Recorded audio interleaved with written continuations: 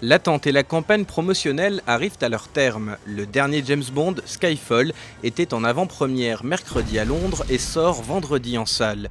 Les fans vont enfin avoir la réponse à une question qui les taraude. Qu'arrive-t-il au gun barrel? Le gun barrel traduisait canon de pistolet, c'est ça.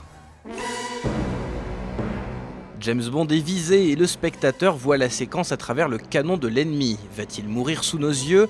Eh bien non, Bond, dans son omniscience d'agent secret, a bien repéré la menace et dégaine. Un flot de sang coule sur l'écran, signifiant la mort de l'adversaire. Cette introduction légendaire existe depuis le premier Bond, Dr No, en 1962.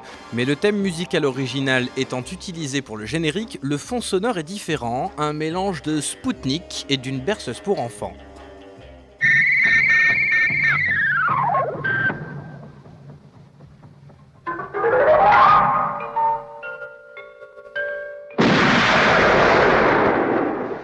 L'agent muni alors d'un chapeau n'est pas Sean Connery, mais un certain Bob Simmons, cascadeur sur le tournage.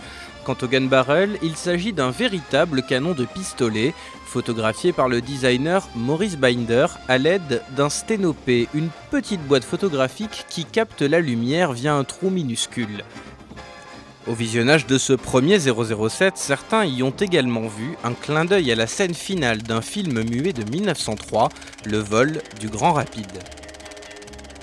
Et depuis Dr No, les gun barrels se suivent et se ressemblent. Sean Connery reprend la place qui lui est due dans Opération Tonnerre. Georges Lazenby tire à genoux. Roger Moore tombe le chapeau puis décide d'enfiler un smoking.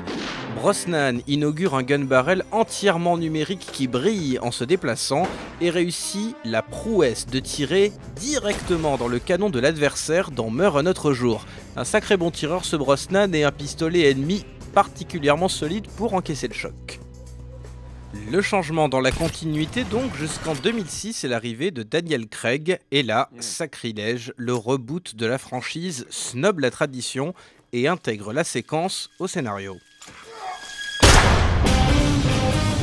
Le tout avec un sang dégoulinant de 3D. L'opus suivant, Quantum of Solace, renoue avec une forme plus fidèle mais place la séquence à la fin du film, si bien que les fans s'interrogent sur les forums, le gun barrel sera-t-il de retour là où il se doit d'être? D'autant que toute la campagne pour les 50 ans de l'agent secret a repris ce thème graphique, des affiches du film au générique chanté par Adele. Au Monde.fr, on n'aime pas les spoilers, alors on vous laissera découvrir. Ce qui est certain, c'est que cela ne devrait pas ressembler à ça.